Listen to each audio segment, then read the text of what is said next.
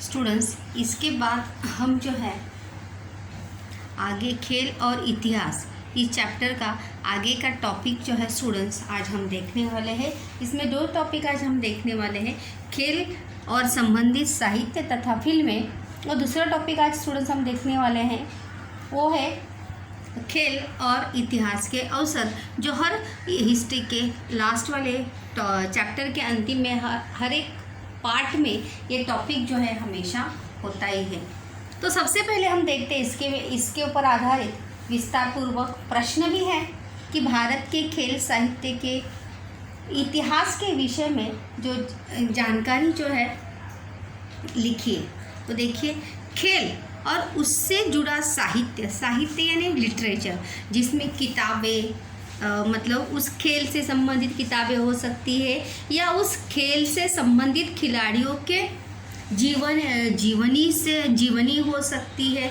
ऐसी बहुत सारी चीज़ें जो है वो साहित्य में इंक्लूडिंग या साहित्य में समाविष्ट होती है। जुड़ा साहित्य एक नवीन ज्ञान शाखा है। ज्ञान शाखा नवीन यानी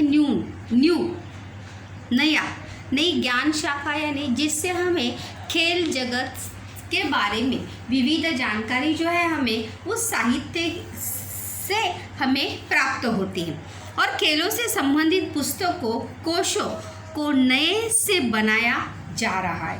कोश यानी जैसे डिक्शनरीज होती है, तो डिक्शनरी यानी कोश, मतलब अगर उस खेल से संबंधित A to Z जानकारी उस कोश में आपको प्राप्त हो सकती है। जिस प्रकार से हम डिक्शनरी अगर लेंगे तो डिक्शनरी में हमें A to Z से सभी वर्ड हमें उसमें इकट्ठा मिलते हैं।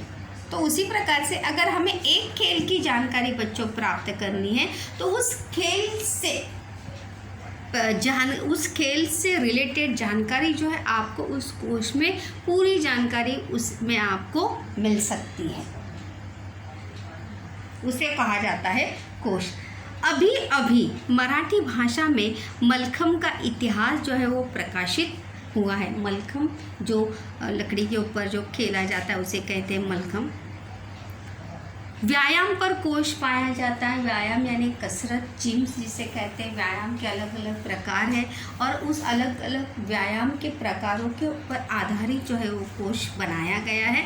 और उस कोश के माध्यम से हमें विस्तृत रूप से जो जानकारी जो है वो हमें उस कोश से प्राप्त हो सकती है। उसी के साथ साथ अगर दूसरा पॉइंट अगर हम देखेंगे, तीसरा पॉइंट अगर देखेंगे, दूसरा था कि व्यायाम के ऊपर स्वतंत्र कोश निर्माण हुआ है या स्वतंत्र कोश जो है वो लिखे जा रहे हैं। तीसरा अगर हम देखेंगे तो जिनमें खेलों पर लेख छपते हैं, विविध खेलों पर लेख छपे जाते हैं, चाहे वो कबड्डी हो या जो खेल जो है सामूहिक रूप में खेलते हैं, ग्रुप गेम हो या एक इंडिविजुअल गेम हो, तो उस खेल के बारे में जो है जानकारी जो है वो छपी जाती है, उसे कहा जाता है एक पर्टिकुलर खेल को लेकर, पर्टिकुलर स्पोर्ट्स को लेकर उससे संबंधित जानकारी जो है वो छापी जाती है। उसका इतिहास क्या था, उसको कैसे खेला जाता है, किस प्रकार से पुराने खेल जो है आज हमें खेलते हुए बिल्कुल भी बच्चे या कहीं भी हमें वो खेल जो है हमें खेलते हुए बच्चे जो दिखाई देते नहीं। खेल विषय पर निरंतर कलम चलाने वाले मतलब हमेशा खेल से संबंधित जानकारी देने वाली ऐसी षटकार नाम की पत्रिका का पहले प्रकाशन जो है वो होता था। पहले मतलब इसके पहले अंग्रेजी में खेल विषय से संबंधित साहित्य विपुल मात्रा में, विपुल यानी ज़्यादा, बहुत ही ज़्यादा, अगर अंग्रेजी में अगर हम देखेंगे अंग्रेजी भाषा में, तो अंग्रेज़ी लिटरेचर में या अंग्रेज़ी भाषा में हर खेल से संबंधित जानकारी जो है हमें साहित्य में देखने को या पढ़ने को मिलती है। खेल का लगातार प्रसारण करने वाले अनेक चैनल दूरदर्शन पर है। प्राइवेट चैनल के साथ साथ गवर्नमेंट चैनल भी हमें तो खेल का सीधा प्रसारण या लाइव टेलीकास्ट जो है वो करते हुए हमें दिखाई देते हैं। वर्तमान समय में अगर हम देखेंगे तो खेल और खिलाड़ियों के जीवन पर, जैसे हमने खेल और फिल्मों का संबंध इसमें देखा था कि खेल और फिल्मों का संबंध जो है, दोनों का जो रिलेशन जो है बहुत ही पुराना है, गहरा है, कि जिस प्रकार से बहुत सारे खिलाड़ियों के जीवन के ऊपर उनके खेल करियर के ऊपर जो है पिक्चर जो है वो बनाई गई है। जैसे यहाँ पर देखो मेरी कॉम दिया है, दंगल जैसे महेंद्र सिंह फोगाट के ऊपर दंगल पिक्चर बनी है। मेरी कॉम जो ओलंपिक में भाग लेने वाली प्रियंका चोपड़ा की पिक्चर आपको याद होगी, मेरी कॉम के ऊपर जो बनी है। उसके साथ साथ भाग मिल्खा भाग बनी है, सचिन तेंदुलकर के ऊपर बनी है, महेंद्र सिंह धोनी, ऐसे बहुत सारे खिलाड़ी है कि जिनके जीवनी के ऊपर उनके स्पोर्ट्स करियर को या उनके स्पोर्ट्स करियर पर रोशनी डालते हुए पिक्चर या फिल्में जो है वो बनती गई है। उसी के साथ साथ महिला मुक्केबाज और फोगाट बहनें प्रथम महिला कुश्ती पहलवान के रूप में जानी जाती है और ये दोनों फिल्में उनके जीवन के ऊपर आधारित है। और जब किसी भी फिल्म का निर्माण किया जाता है तो फिल्म का निर्माण करते समय उस समय की बोली भाषा, उस समय का कालखंड, उस समय का वेशभूषा, केशभूषा, इन सभी का जो है सूक्ष्म अध्ययन करना आवश्यक होता है। और जब इसका सूक्ष्म अध्ययन किया जाता है या इससे संबंधित जब जानकारी इकट्ठी की जाती है तो किसका आधार लिया जाता है?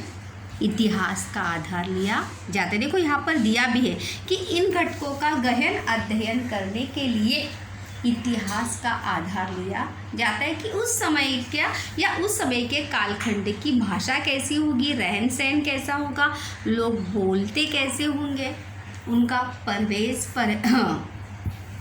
वेशभूषा या केशभूषा कैसी होगी, रहन सहन कैसे होगा, इन सभी का अध्ययन करने के लिए इतिहास का अध्ययन जो है वो करना पड़ता है। और इसीलिए खेल साहित्य के विषय में जानकारी जो है हमें अलग अलग माध्यमों से प्राप्त होती है, फिर चाहे वो पत्रिकाएं हो या फिर चाहे वो चैनल्स हो या फिल्में हो। इन फिल्मों के माध्यम से भी हमें विविध जानकारी जो है वो प्राप्त होती है, क्योंकि हर कोई जो है उस खिलाड़ियों के बारे में जो है पूरी जानकारी जो है सर्च करके पढ़ता है क्या? नहीं।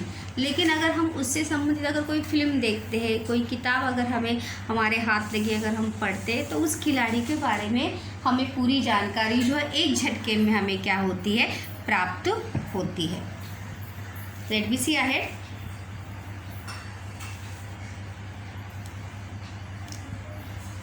विद्यार्थियों के लिए संभव होता है कि कोश, समाचार पत्र अथवा अन्य स्थानों पर खेलकूद विषय पर लिखते समय खेलों के इतिहास की जानकारी होना आवश्यक है। खेलकूद विषय जैसे हम मेरा प्रिय खेल लिखते हैं, तो जब हम मेरा प्रिय खेल ये निबंध लिखते हैं तो उस मेरा प्रिय खेल निबंध लिखते समय उस खेल से जुड़ी हर जानकारी जो है हमें, अभी हम 5वीं के या 6वीं के बच्चे या 7वीं के बच्चों की तरह निबंध लिख सकते हैं क्या? मेरा प्रिय खेल ये है, ये क्रिकेट ये है, इसमें 12-13 खिलाड़ी रहते हैं, खेलते हैं एक बॉल, तो ऐसा सब लिख सकते हैं क्या? नहीं।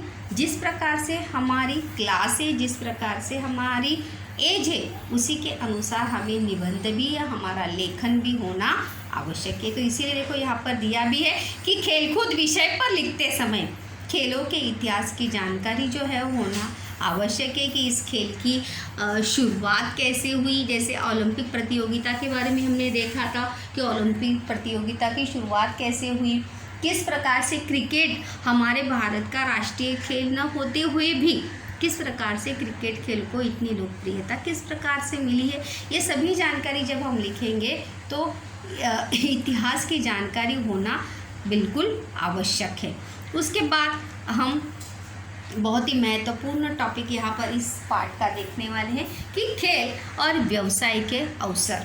अगर इन शॉर्ट में बच्चों अगर हम देखेंगे तो खेल से जुड़े उस मैदान की सफाई करने वाले से लेके उस मैदान की देखभाल, मैदान यानी ग्राउंड, उस ग्राउंड की देखभाल या सफाई कर्मचारी से लेके खेल खेलने वाले खिलाड़ी तक हर व्यक्ति को वहाँ पे क्या प्राप्त होता है? व्यवसाय का अवसर जो है वहाँ पर प्राप्त होता है। तो देखिए विस्तार से इसको देखते हैं। हाउ टू सी। खेल और इतिहास को सरसरी दृष्टि से देखने पर ये दोनों क्या लगते हैं, भिन्न लगते हैं। हमें ऐसा लगता है कि खेल और इतिहास का कोई भी रिलेशन या कोई भी संबंध जो है वो नहीं है, लेकिन जब हम गहराई से इसके बारे में, जैसे हमने बहुत सारी बातें देखी, देखो कि महाराष्ट्र में गुड़िया को पहले क्या कहा जाता है, ठकी कहा जाता है। किस प्रकार से बच्चे पुराने सेंटा क्लॉज या अलग अलग दिवाली में किस प्रकार से किले बनाए जाते हैं, बैल पोला में किस प्रकार से मिट्टी के लकड़ी के बैल बनाए जाते हैं। तो इस प्रकार से खेल और इतिहास का कैसा संबंध है, घनिष्ठ संबंध है। घनिष्ठ यानी गहरा। इतिहास के विद्यार्थियों को खेल कूद के क्षेत्र में अनेक अवसर उपलब्ध है।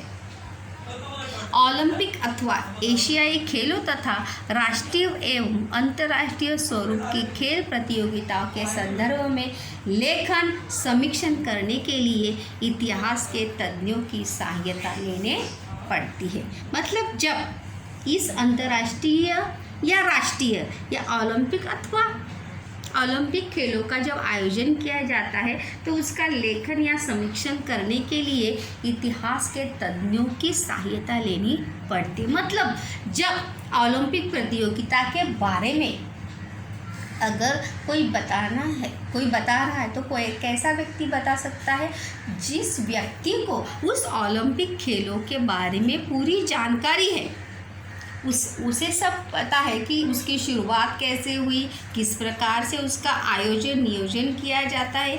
जिस व्यक्ति को ये बात पूरी पता है वही व्यक्ति क्या कर सकता है, उसकी जानकारी दे सकता है। इसीलिए उसका समीक्षण अथवा लेखन करने के लिए किसकी आवश्यकता होती है, इतिहास के तज्ञों की आवश्यकता होती है।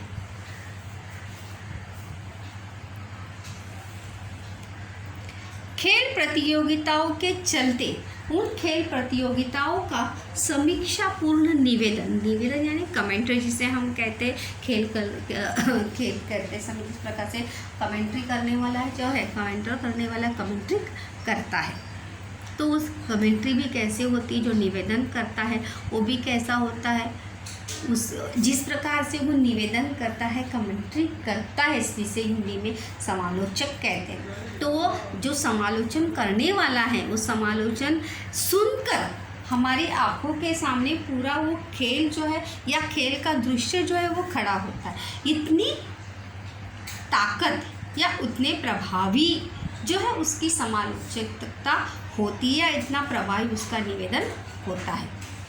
निवेदन करने अथवा जैसे आंखों देखा हाल बताने के लिए तज्ञों की आवश्यकता होती है। जो कमेंट्री करते हैं उन्हें उस खेल के बारे में पूरी जानकारी होती है कि किस प्रकार से आउट कैसे होता है, उस खेल के पूरे नियम, उस खेल के बारे में विस्तृत जानकारी उस समालोचक को होनी चाहिए, उस निवेदक को होनी चाहिए। तो एक निवेदक या समालोचक का जॉब भी बड़े आसानी से हम कर सकते हैं, लेकिन उसे करने के लिए हमें उस खेल की पूरी जानकारी जो है वो होनी चाहिए।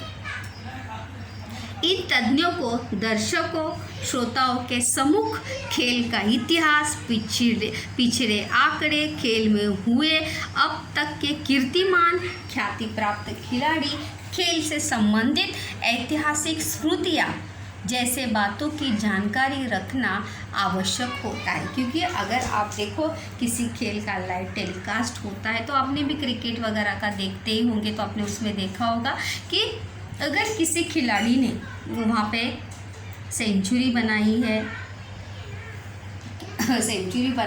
6 मारा है, 4 मारा है, तो उस हर एक खिलाड़ी की जानकारी जो है उस समालोचक या निवेदक के पास होती है कि उसने अब तक के उसने अपने करियर में कितने सेंचुरीज मारी है, कितने 6, कितने 4 मारे हैं। ये सभी देखो यहाँ पर यही बताया कि पिछले आंकड़े मतलब उसने अभी तक के करियर में या उसने जितने मैचेस खेले हैं उस मैचेस में उसका योगदान किस प्रकार से रहा है, ये सभी जानकारी जो है उस समालोचक के पास या उस निवेदक के पास होनी चाहिए। अब तक की कीर्तिमान मतलब अब तक का उसका रिकॉर्ड क्या रहा है, उसका स्कोर बोर्ड क्या रहा है, उसने जितने मैचेस खेले हैं उसका रिकॉर्ड क्या रहा है, ये सभी जानकारी जो है उस निवेदक के पास या उस समालोचक के पास होनी चाहिए। खेल से संबंधित ऐतिहासिक स्मृतियाँ जैसी बातों की जानकारी रखना जो है वो आवश्यक है। और इसीलिए खेल के दौरान देखो उस पूर्व खेल की झांकियाँ या पुराने मैच की स्मृतियाँ जो है वहाँ पर दिखाई जाती है कि किस प्रकार से उस खिलाड़ी ने इसके पहले के मैच में, या फिर चाहे वो 2 साल पुराना हो, 3 साल पुराना हो, ये सभी बातें जो है वो समालोचक या निवेदक को जानकारी रखना जो है वो आवश्यक है। क्योंकि एक समालोचक या निवेदक बनना जो है आसान काम बिल्कुल भी नहीं है। दूरदर्शन पर हॉकी, क्रिकेट, फुटबॉल, कबड्डी, शतरंज आदि खेलों का सीधा प्रसारण होता है। सीधा प्रसारण यानी जिसका लाइव टेलीकास्ट होता है। जैसे आईपीएल मैच चालू है तो आईपीएल मैच में देखो कमेंट्री करने वाले जो उस खिलाड़ी के बारे में अगर पूरा रिकॉर्ड जो है उसका बताया जाता है, जिस प्रकार से वो प्रदर्शन कर रहा है उसका।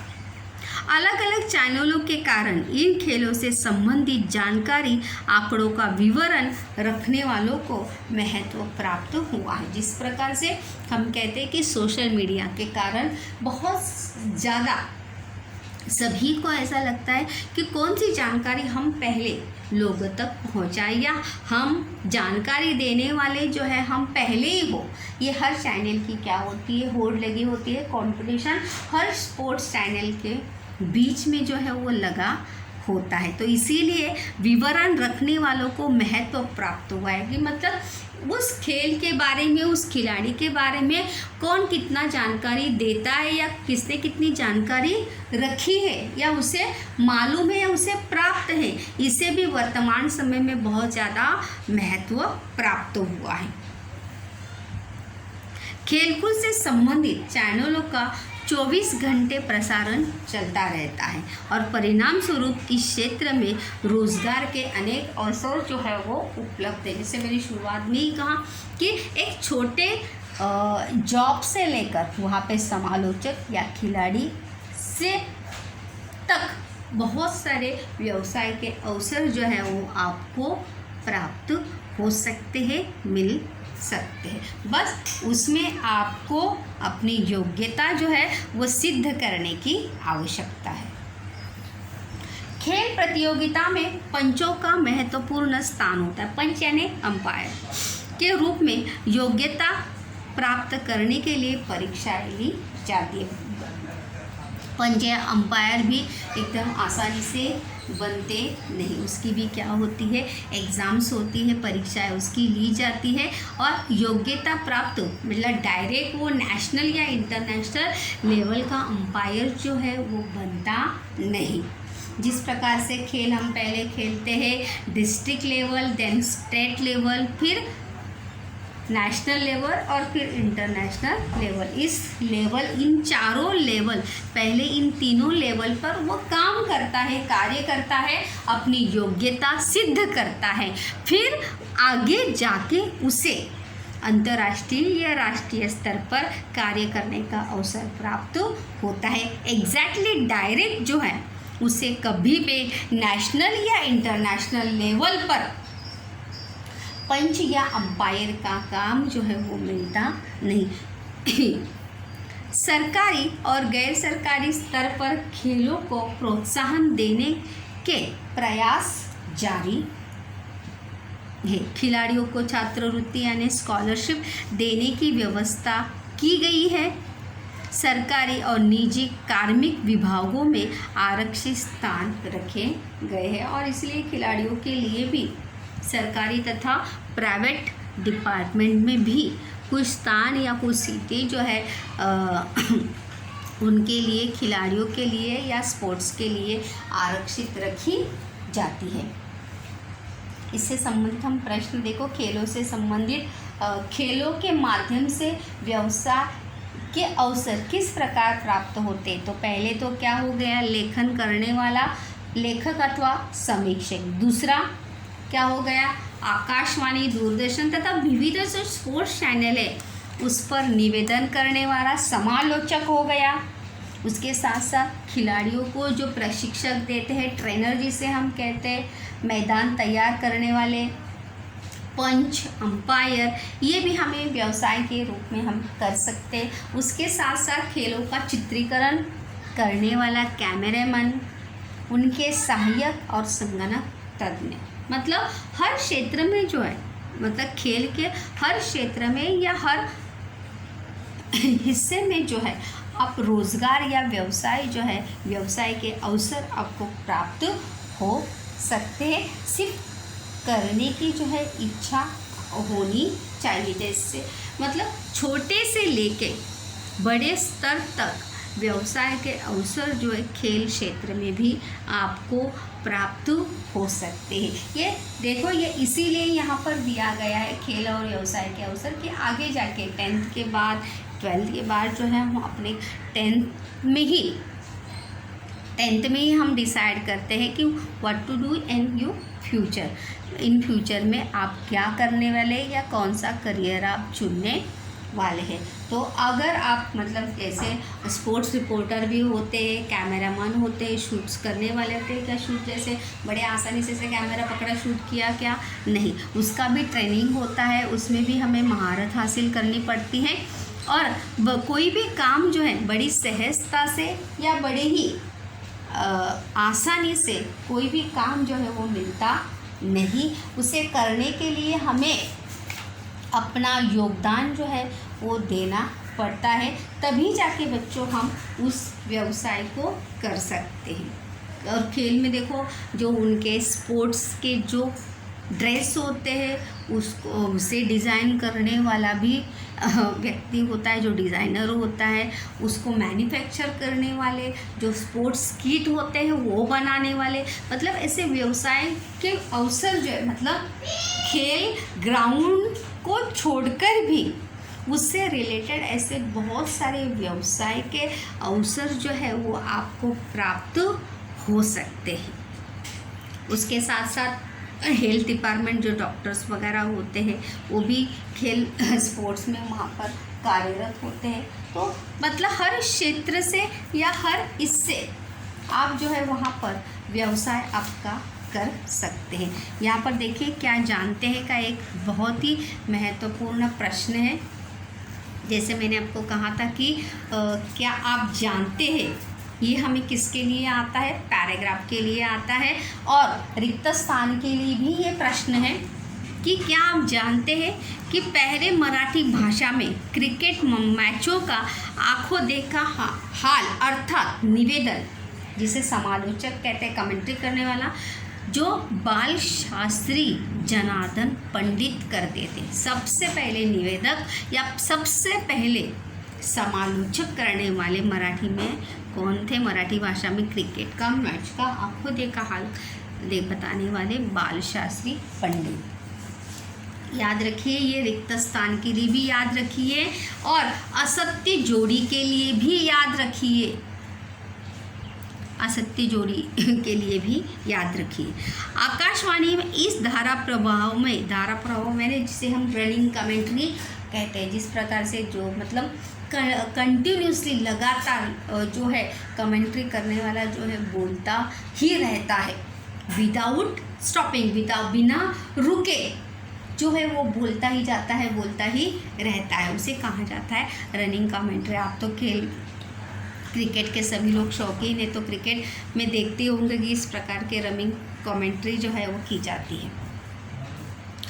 लोग कानों में प्राण लाकर सुनते थे। कानों में प्राण लाकर सुनना यानी मन लगाकर सुनना। उस समय देखो टीवी वगैरह नहीं होते थे, अभी तो हमारे सामने देखने के मनोरंजन के बहुत सारे माध्यम हमारे सामने हैं। मोबाइल है, टीवी है, कंप्यूटर है, बहुत सारे ऑप्शन हमारे सामने। लेकिन ये उस समय की बात है कि उस समय सिर्फ क्या था, रेडियो ही था, टीवी, आकाशवाणी यानी रेडियो। तो रेडियो जो है लोग जहाँ चाहे मतलब अपना ट्रांजिस्टर लेकर रेडियो लेकर जाते थे, जाया करते थे। जैसे अभी मोबाइल अपने साथ होता है उसी प्रकार से, लाइक दैट नाउ, कि उसी प्रकार रेडियो भी अपने साथ लेकर जाते थे, और जब क्रिकेट के मैचेस वगैरह होते थे तो लोग उनकी कमेंट्री जो है मन लगाकर सुनते थे। मानो उन्हें लोगों को ऐसा लगता था कि यस, मतलब हम स्वयं वहाँ पर उस ग्राउंड में बैठकर वहाँ पे क्रिकेट मैच वहाँ पर देख रहे हैं। यह धारा प्रवाह निवेदन करते समय बाल शास्त्री जनार्दन पंडित उनका नाम है, उस मैदान का इतिहास, खेल से संबंधित यादें और पहले किए गए कीर्तिमानों की जानकारी देते थे। जैसे अभी कहावत है, इसके पहले ही हमने ये टॉपिक देखा था कि एक कमेंटर को या एक समालोचक को उस खेल और उस खिलाड़ियों के बारे में, उसकी भूत वर्तमान, ये सभी जानकारी जो है उस समालोचक को होनी चाहिए। उसके रिकॉर्ड के बारे में पूरी जानकारी, उसके करियर, उसके स्पोर्ट्स करियर के बारे में पूरी जानकारी जो है एक समालोचक को होनी चाहिए कि उसने अपने करियर में कितनी सेंचुरीज किए, कितने सिक्स, कितने फोर्स उसने दिए हैं। तो उसी प्रकार से बाल शास्त्री जाम्बेकर भी बाल शास्त्री पंडित जब कमेंट्री करते थे, समालोचक करते थे, तो वो सभी जानकारी दिया करते थे। उन्हें क्रिकेट और इस खेल के इतिहास का उत्तम ज्ञान था। उत्तम यानी अच्छा। परिणाम स्वरूप उनका धारा प्रवाह और निवेदन रोचक और आकर्षक होता था, और इसीलिए लोग उनके निवेदन को या उनके कमेंट्री को, उनके समालोचक को लोग क्या करते थे, बहुत ज़्यादा पसंद करते थे।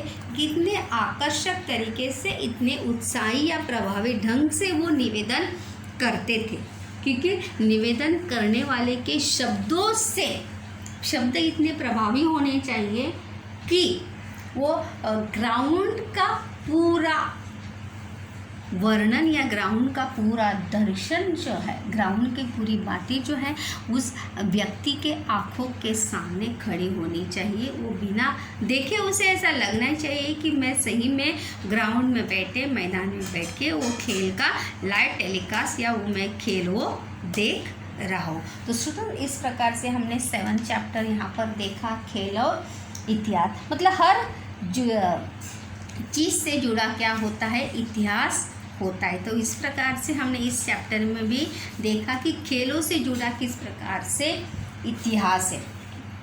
देशी खेल कौन से हैं, विदेशी खेल कौन से हैं, मैदानी खेल कौन से हैं, घरेलू खेल कौन से हैं। उसी के साथ साथ खिलौने और उत्सव, इन दोनों का संबंध क्या है, खेल और फिल्मों का संबंध क्या है। साथ ही साथ वर्तमान समय में खेलों से संबंधित आर्थिक नीतियों में किस प्रकार से परिवर्तन आया है। ये सभी चीज़ें जो है हमने इस चैप्टर में, खेल और इतिहास इस चैप्टर में हमने देखी कि खिलौने द्वारा किस प्रकार इतिहास पर प्रकाश पड़ता है, और खेल के माध्यम से व्यवसाय के अवसर किस प्रकार प्राप्त हो सकते हैं। बहुत सारे व्यवसाय के अवसर जो हैं हमें खेल क्रीड़ा क्षेत्र से हमें प्राप्त हो सकते हैं। बस हमें उसकी तरफ ध्यान देना चाहिए, अपना अटेंशन हमें देना चाहिए। होप सो स्टूडेंट्स, आपने ये चैप्टर जो है अच्छे से समझा होगा, और इससे जुड़े सभी प्रश्न जो है आप अच्छे से रीड कर लीजिए, लर्न कर लीजिए, ताकि आप जब भी कोई भी सवाल आप हल करें तो उन प्रश्नों को बड़े ही अच्छी तरीके से वहाँ पर लिख सकें।